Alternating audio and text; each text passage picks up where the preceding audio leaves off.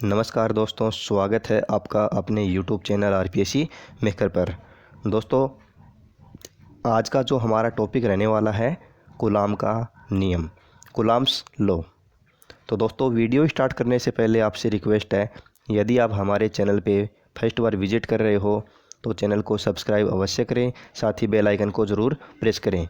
दोस्तों, इससे आपको क्या फ़ायदा होगा, जैसे ही मैं कोई भी नया वीडियो बनाऊंगा तो उसका नोटिफिकेशन आपको तुरंत मिल जाएगा और आपका कोई भी वीडियो मिस नहीं होगा।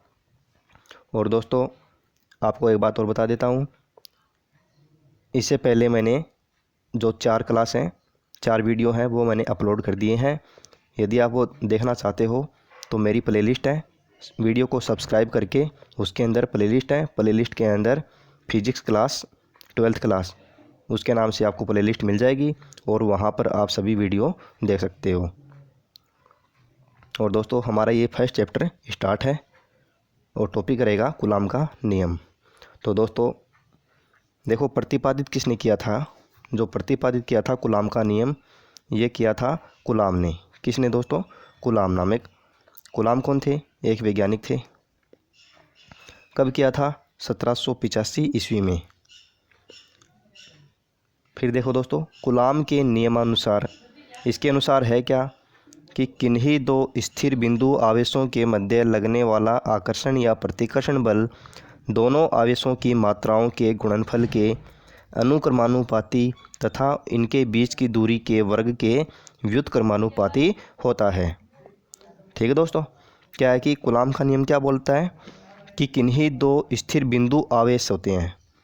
बिंदु आवेश दोस्तों, पहले तो आपको ये मालूम होना चाहिए कि आवेश क्या है।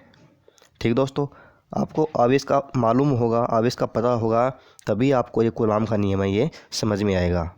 और दोस्तों, जैसे जैसे हम आगे बढ़ेंगे तो आपको जो पीछे वाले टॉपिक्स हैं वो आपको पूरे क्लियर होने चाहिए, तभी आपको आगे वाले जो वीडियो है वो आपको बिल्कुल समझ में आएंगे।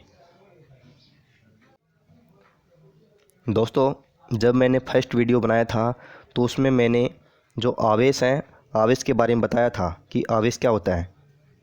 तो दोस्तों, अगर आपको आवेश का पता है तो दोस्तों एक बार बता देता हूँ आवेश क्या होता है। कि आवेश देखो, किसी वस्तु से इलेक्ट्रॉन का हटना, कोई भी वस्तु है उससे इलेक्ट्रॉन हटेगा या फिर उस वस्तु में इलेक्ट्रॉन जुड़ेगा। ठीक है दोस्तों, तो उसे क्या कहा जाएगा? आवेश। ठीक दोस्तों, इलेक्ट्रॉन का हटना या इलेक्ट्रॉन का जुड़ना क्या कहलाता है? आवेश कहलाता है। और दोस्तों, ये भी आपको बताया था मैंने कि यदि इलेक्ट्रॉन जुड़ेगा तो वस्तु हो जाएगी ऋणावेशित, यदि इलेक्ट्रॉन वहाँ से हटेगा तो वस्तु कौन सी हो जाएगी? धनावेशित। इलेक्ट्रॉन की अधिकता हो जाएगी तो ऋणावेशित, इलेक्ट्रॉन की कमी हो जाएगी तो धनावेशित। तो दोस्तों, अब बात आती है बिंदु आवेश। तो दोस्तों, बिंदु आवेश ये भी आपको मैं बता देता हूँ। देखो, बिंदु आवेश क्या होता है? दोस्तों, ये होती है इनके बीच की दूरी। जैसे दो बिंदु आवेश ले लिए हमने, एक आवेश ये हो गया, एक आवेश ये हो गया। यदि इनके बीच की दूरी, दोनों आवेश, दो आवेश हैं, ये Q1 ले लिया, ये Q2 ले लिया, इन दोनों आवेशों के बीच की दूरी यदि इन दोनों आवेशों की विमाओं से अधिक होगी। विमाएँ क्या होती है दोस्तों? विमाएँ आपको मालूम होगा, 11th क्लास में पढ़ा होगा, M, L, T, इसके अलावा जो भी, जैसे A है, A क्या होता है? एम्पियर। इसके अलावा जो भी कई आएंगी, देखो M क्या होता है? द्रव्यमान, L क्या होती है? लंबाई, T क्या होता है? समय। तो दोस्तों, यहाँ पर क्या होगा? तो दोस्तों, यहाँ पर जो दो आवेश बताए हैं मैंने आपको, Q1 और Q2, इनके बीच की दूरी है R।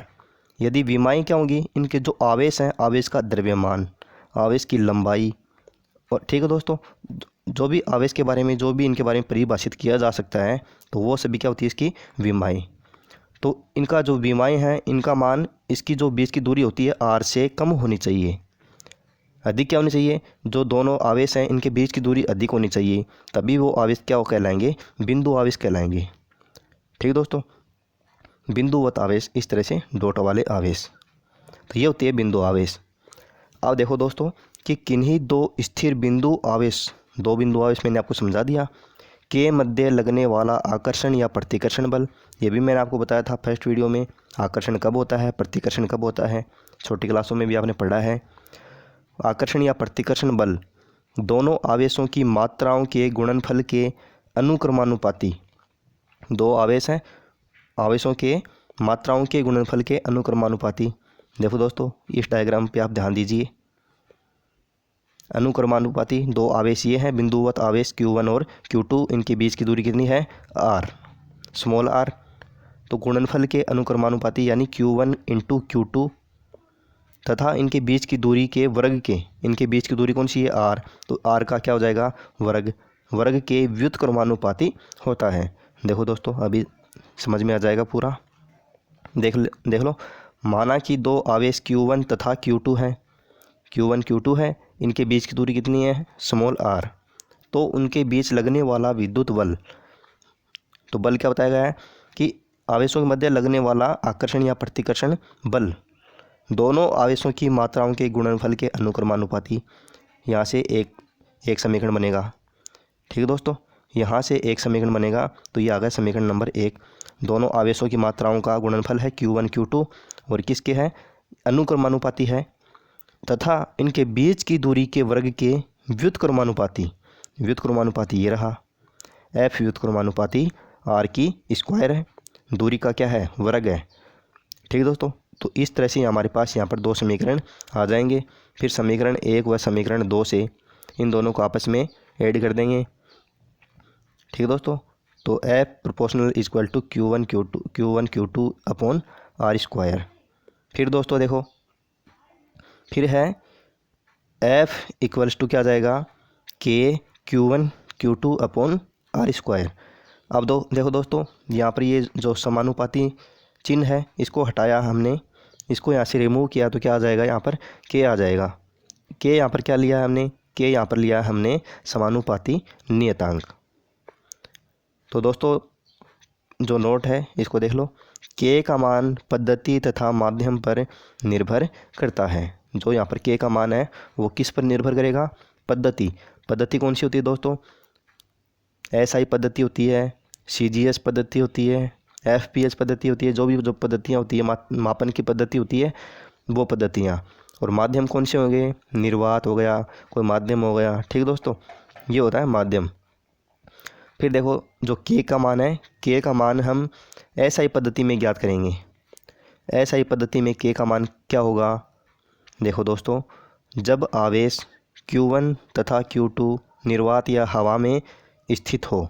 देखो दोस्तों, हमारे पास यहाँ पर ये फॉर्मूला आ गया बल का, दो आवेशों के मध्य लगने वाला बल क्या आ जाएगा, ये हो जाएगा। और देखो दोस्तों, आपको एक बात और बता देता हूँ, यहाँ पर जो डेफिनेशन में है आकर्षण या प्रतिकर्षण बल बताया गया है। तो दोस्तों आकर्षण बल आपको मालूम है, आकर्षण बल कब होगा, ये दो आवेश हैं, इनके मध्य आकर्षण बल कब लगेगा, जब ये दोनों आवेश कैसे होंगे, विपरीत आवेश होंगे, एक पॉजिटिव होगा एक नेगेटिव होगा। प्रतिकर्षण बल कब लगेगा, जब दोनों समान प्रकृति के होंगे, ये भी पॉजिटिव ये भी पॉजिटिव, या फिर ये नेगेटिव ये भी कैसा होगा, नेगेटिव, तब कैसा लगेगा, इसमें प्रतिकर्षण बल लगेगा। ठीक है दोस्तों, उम्मीद करता हूँ आप मेरी बात को समझ रहे होंगे। फिर देखो दोस्तों, जब आवेश Q1 तथा Q2 हवा या निर्वात में स्थित हो, तो फिर क्या होगा, K का मान कितना आ जाएगा, K बराबर K equals to 1/4 pi epsilon naught. ठीक है दोस्तों, जहाँ पर एप्सिलॉन नोट क्या है, एप्सिलॉन नोट होती है निर्वात की विद्युतशीलता। क्या होती है, निर्वात की विद्युतशीलता। फिर देखो दोस्तों, जो एप्सिलॉन नोट है इसका मान कितना होगा, एप्सिलॉन नोट है इसका मान होगा 8.85 इंटू 10⁻⁻12 कूलाम स्क्वायर प्रति न्यूटन मीटर स्क्वायर या फेरेड मीटर। इसको दोस्तों आप अच्छे से याद रख लेना। एप्सिलॉन नोट का क्या होता है, ये मात्रक होता है, या फिर फेरेड प्रति मीटर। फिर है एप्सिलॉन की विमा, निर्वात की जो विद्युतशीलता है उसकी विमा क्या होती है दोस्तों, उसकी विमा देख लेते हैं। उसकी विमा देखो, m-1 L-3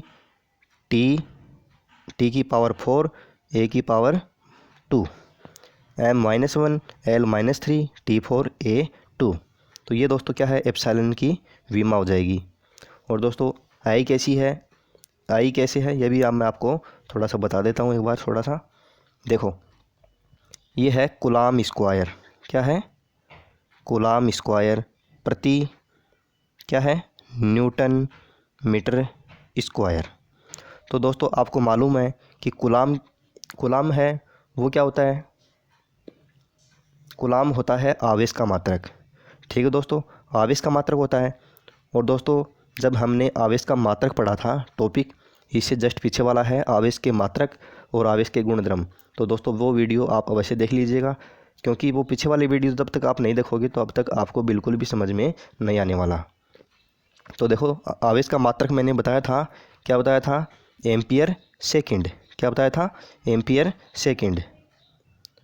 ठीक है दोस्तों, तो एम्पियर सेकंड है और ये कूलाम स्क्वायर है, तो पूरे के क्या लग जाएगा, स्क्वायर लग जाएगा। फिर बटे में क्या है, न्यूटन मीटर स्क्वायर। तो न्यूटन क्या होता है, बल का मात्रक। क्या होता है, बल का मात्रक। अब बल की बीमा आपको मालूम होनी चाहिए, बल की बीमा आपको मालूम होना चाहिए। बल बराबर क्या होता है, एफ डॉट एस। बल बराबर क्या होता है, देखो देखो बल की बीमा आपको बता रहा हूँ, बल की बीमा होगी m1 L1 T-2। ठीक है दोस्तों, और जो मीटर स्क्वायर है तो मीटर स्क्वायर क्या आ जाएगा, L2 आ जाएगी। जब आप इसको सॉल्व करोगे, इसको आप करके देख लेना, फिर आपके पास ये आ जाएगा m1L3T4A2। फिर देखो के की जो के है, के का मान कितना होगा, जो के का मान होगा ये आया कैसे, 9 इंटू 10⁻⁻9, सॉरी +9, 9 इंटू 10⁻9, तो 10⁻9 आ गई। ये कहाँ से आई है, देखो के का मान ये आ गया। तो के का मान देखो इसमें रखना पड़ेगा आपको मान 1/4 इंटू पाई का मान कितना होता है 3.14 इंटू एप्सिलॉन नोट का मान ये अभी हमने निकाला है, ये देखा हमें अब आपने कितना है 8.85 इंटू 10⁻12 है। जब आप इसको हल करोगे, हल करने के बाद आपके पास ये मान आ जाएगा कितना 9 इंटू 10⁻9। फिर देखो दोस्तों इसका मात्रक क्या हो जाएगा, इसका मात्रक देखो इसके विपरीत है बिल्कुल। यहाँ पर कूलाम स्क्वायर ऊपर आएगा, न्यूटन मीटर स्क्वायर ये नीचे आएगा। तो दोस्तों इसका उल्टा कैसे होगा, इसका जो व्युत्क्रम कैसे होगा, यहाँ पर देखो, क्योंकि एप्सिलॉन यहाँ पर क्या है, बटे में है, एप्सिलॉन यहाँ पर क्या है, बटे में है, व्युत्क्रम के रूप में है। और यहाँ पर क्या है, यहाँ पर के है, ये ऊपर है, इस तरह से ये, तो के ये समीकरण इस तरह से देखो, के व्युत्क्रमानुपाती एप्सिलॉन नोट। जो एप्सिलॉन नोट का मात्रक होगा वो क्या होगा, इसका व्युत्क्रम हो जाएगा। तो दोस्तों के का जो मात्रक क्या हो जाएगा, न्यूटन मीटर स्क्वायर प्रति कूलाम स्क्वायर। फिर के की बीमा भी इसकी विपरीत हो जाएगी। जो माइनस वाले हैं वो प्लस में हो जाएंगे, जो प्लस वाले हैं वो माइनस में हो जाएंगे। m+1 L+3 T-4 A-2। फिर दोस्तों जो f है, फिर इसका फॉर्मूला क्या हो जाएगा, देखो ये जो फॉर्मूला है के का निर्वात में, देखो पहले निर्वात में देखेंगे, F = 1/4 pi epsilon note Q1 Q2/r²।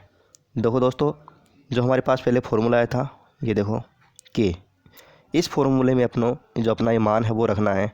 के का मान कितना है, ये मान, तो ये मान रख देना यहाँ पर, किस यहाँ पर कौन सा मान, ये मान इसमें रखना है, के की जगह पुट करेंगे, कितना आ जाएगा, F = 1/4 pi epsilon note Q1 Q2/r²। ये तो आ जाएगा निर्वात में। ठीक है दोस्तों, फिर माध्यम में क्या आ जाएगा, FM, M का अर्थ क्या है यहाँ पर, मीडियम, बल कहाँ पर, मीडियम में फोर्स, तो कितना हो जाएगा 1/4 पाई एप्सिलॉन।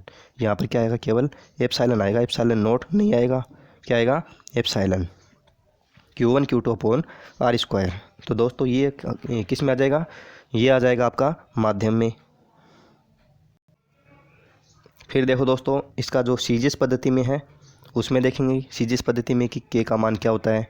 देखो दोस्तों सीजीएस पद्धति में के का मान होता है 1, क्या उतना होता है 1, और इसका मात्रक क्या हो जाएगा, मात्रक हो जाएगा 9 सेंटीमीटर स्क्वायर प्रति स्टेट कूलाम की होल स्क्वायर। देखो ये कैसे आएगा, के का मान है, देखो के की वहाँ पर जो एसआई पद्धति थी तो उसमें जो मात्रक था वो था न्यूटन मीटर स्क्वायर प्रति कूलाम स्क्वायर। अब देखो सीजीएस पद्धति है सेंटीमीटर ग्राम सेकंड। सीजीएस का फुल फॉर्म होता है सेंटीमीटर ग्राम सेकंड। तो ये पद्धति है, इसमें मान क्या हो जाएगा, देखो इसका जो न्यूटन है, न्यूटन का सीजीएस पद्धति मात्रक होता है डाइन, क्या होता है डाइन, इनटू जो मीटर स्क्वायर है तो मीटर स्क्वायर का क्या होता है सेंटीमीटर, मीटर का हो जाएगा सेंटीमीटर, स्क्वायर है तो क्या लग जाएगा सेंटीमीटर की स्क्वायर लग जाएगा यहाँ पर। फिर नीचे क्या आ जाएगा कूलाम, यहाँ पर कूलाम स्क्वायर है तो कूलाम स्क्वायर का जो सीजीएस पद्धति है, सीजीएस पद्धति मात्र क्या होता है स्टेट कूलाम, क्या होता है स्टेट कूलाम। ये भी मैंने आपको जो पीछे वाले वीडियो है उसमें मैंने आपको बताया है कि सीजीएस पद्धति में जो आवेश का मात्रक क्या होता है। ठीक दोस्तों, जो आवेश का मात्रक बताया था इसे जस्ट पीछे वाले वीडियो में, तो क्या होता है आवेश का सीजीएस पद्धति मात्रक हो जाएगा स्टेट कूलाम, तो यहाँ पर क्या हो जाएगा इसका स्क्वायर हो जाएगा। ठीक है दोस्तों, तो इस प्रकार से क्या हो जाएगा सीजीएस पद्धति में इसका मात्रक हो जाएगा। फिर देखो निर्वात में फिर मात्रक क्या हो जाएगा, जो निर्वात में इसका बल का मान कितना हो जाएगा, के का मान कितना होता है 1 होता है सीजीएस पद्धति में, तो के का मान 1 होता है तो यहाँ पर के का मान 1 रख दिया, कितना जाएगा 1 × Q1 Q2 upon R square. फिर 1 का यहाँ पर कोई अर्थ नहीं होता है तो F कितना F इक्वल्स टू कितना जाएगा Q1 Q2 upon R square. ठीक है दोस्तों, इसी तरह से यहाँ पर क्या जाएगा मीडियम के लिए आ जाएगा। फिर है देखो एक कूलाम की परिभाषा, इंपॉर्टेंट है दोस्तों, एग्ज़ाम में क्वेश्चन पूछे जाने लायक है। एक कूलाम की परिभाषा देखो, निर्वात या वायु में 1 मीटर की दूरी पर स्थित 1 मीटर की दूरी पर स्थित दो समान परिमाण के आवेशों के मध्य 9 × 10⁹ न्यूटन विद्युत बल कार्यरत हो तो आवेश का परिमाण 1 कूलाम के बराबर होता है। ठीक दोस्तों, इसको यहाँ से समझेंगे। देखो यदि Q1 = Q2 बराबर कितना हो 1 कूलाम। ठीक है दोस्तों, आपको फॉर्मूला पता है F इक्वल टू क्या होता है के Q1 Q2 upon R square. R equal to कितना लिया हमने, R इक्वल टू लिया हमने 1 मीटर की दूरी पर। ठीक है दोस्तों, जो दो आवेश स्थित हैं वो कितनी दूरी पर है 1 मीटर की दूरी पर। ठीक है दोस्तों, कितनी दूरी पर R इक्वल्स टू 1 मीटर की दूरी पर। और इनके मध्य बल कितना लग रहा है, इनके मध्य बल लगेगा कितना, ये बल लगेगा, तो हमारे पास क्या आ जाएगा कूलाम कितना आ जाएगा 1 कूलाम आ जाएगा। आवेश कितना आ जाएगा 1 कूलाम आ जाएगा। आया कैसे, अब ये देखो इसमें मान रखेंगे F इक्वल्स टू के Q1 Q2 upon R square. तो के का मान आपको मालूम है कितना होता है 9 × 10⁹। फिर Q1 का मान 1, Q2 का मान 1, कहाँ से ये यहाँ से। ठीक है दोस्तों, Q1 Q2 का मान कहाँ से रखा हमने, ये देखो यहाँ से रखा हमने। फिर नीचे कितना है R1 की R की स्क्वायर, तो R बराबर कितना लिया 1, तो 1 की स्क्वायर कितना आ जाएगा 1। तो फिर कितना F बराबर कितना बचेगा आपके पास, F बराबर बचेगा हमारे पास 9 × 10⁹ न्यूटन। तो ये बल लगेगा, अगर ये बल लगेगा दो आवेशों के मध्य और उनके मध्य दूरी कितनी होगी 1 मीटर की दूरी होगी, तो जो हमारा आवेश है आवेश का परिमाण कितना आ जाएगा 1 कूलाम के बराबर आ जाएगा। तो हमारी यहाँ से क्या आ जाएगी डेफिनेशन 1 कूलाम की आ जाएगी। ठीक है दोस्तों, तो उम्मीद करता हूँ दोस्तों मैंने आपको जो भी बातें बताई हैं वो आपको बिल्कुल समझ में आई होंगी अच्छी तरीके से। मैंने हर बात को अच्छी तरीके से बताया है। तो दोस्तों आज का वीडियो यहीं पर ख़त्म होता है और आज का ये टॉपिक है कूलाम का नियम, ये भी कंप्लीट होता है। तो दोस्तों मिलते हैं नेक्स्ट वीडियो में एक नए टॉपिक के साथ, तब तक के लिए जय हिंद जय भारत।